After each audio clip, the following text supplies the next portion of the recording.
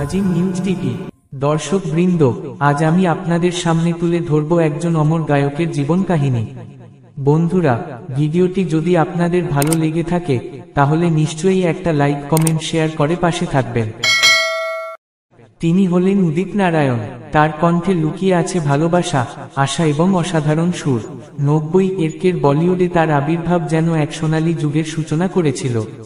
চলুন তার জীবনের পাতাগুলো উল্টে দেখি। উদিত নারায়ণ ঝা 1 ডিসেম্বর 1955 সালে জন্মগ্রহণ করেন।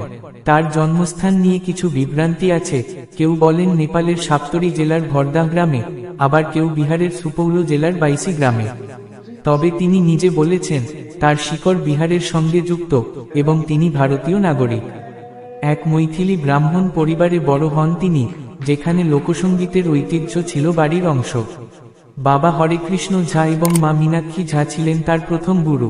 ছোটবেলায় প্রতিবেশীর রেডিও থেকে গান শুনে সঙ্গীতের প্রতি ভালোবাসা জাগে। তিনি জগেশ্বর হাই স্কুল, সুপৌল থেকে স্কুলিং করেন এবং রত্ন রাজ্য লক্ষ্মী ক্যাম্পাস, কাঠমান্ডু থেকে স্নাতক হন। তার জীবন শুরু হয় নেপাল রেডিওতে। 1970-এর দশকে তিনি স্টাফ আর্টিস্ট হিসেবে নেপালি, মৈথিলি, ভোজপুরি এবং নেপাল ভাষার লোকগান গাইতেন। এই অভিজ্ঞতা তার কণ্ঠকে বহুমুখী করে তোলে। 1978 সালে মুম্বাই চলে আসেন, সেখানে প্রথমে স্টুডিও অ্যাসিস্ট্যান্ট হিসেবে কাজ করেন। হিন্দি ঠিকমতো বলতে না পারলেও তার সুরেলা কণ্ঠ সবাইকে মুগ্ধ করে। 1980 সালে যমুনা কিনারে গান দিয়ে বলিউডে প্রবেশ। কিন্তু আসল সাফল্য আসে 1989 সালে আর রহমানের সাথে কায় পচে নিন্দে গানে। 90-এর দশকে তিনি বলিউডের রাজা হয়ে ওঠেন, যখন কিশোর কুমারের অকাল প্রয়াণের পর শূন্যতা পূরণ করেন। উদিত নারায়ণ 36টি ভাষায় 25,000-এর বেশি গান গেয়েছেন।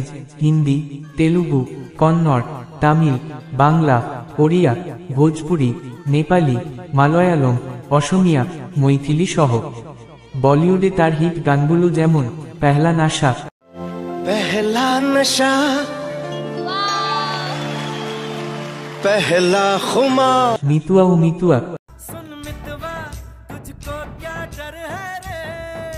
তিনি বাংলা চলচ্চিত্রেও কণ্ঠ দিয়েছেন, যেমন শ্বশুরবাড়ি জিন্দাবাদ, মনের মাঝে তুমি।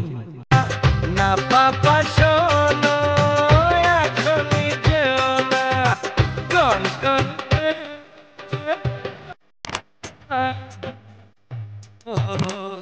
4টি জাতীয় চলচ্চিত্র পুরস্কার 2001, 2002, 2004 সালে গানের জন্য 5টি ফিল্মফেয়ার অ্যাওয়ার্ড জিতেন।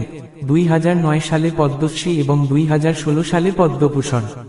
তিনি অভিনয়, প্রযোজনা এবং টিভি শোতেও অংশ নিয়েছেন। উদিতের ব্যক্তিগত জীবনও কম নাটকীয় নয়। 1984 সালে তিনি রঞ্জনা ঝার সাথে বিয়ে করেন, কিন্তু 1985 সালে বিচ্ছেদ হয়। পরে দীপা নারায়ণ ঝাকে বিয়ে করেন, যিনি একজন অভিনেত্রী।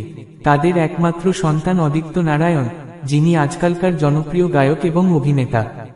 অদিত্যের বিয়ে হয়েছে শ্বেতা আগারওয়ালের সাথে। তিনি সবসময় পরিবারকে প্রাধান্য দিয়েছেন। উদিত নারায়ণকে মেলোডির রাজা বলা হয়।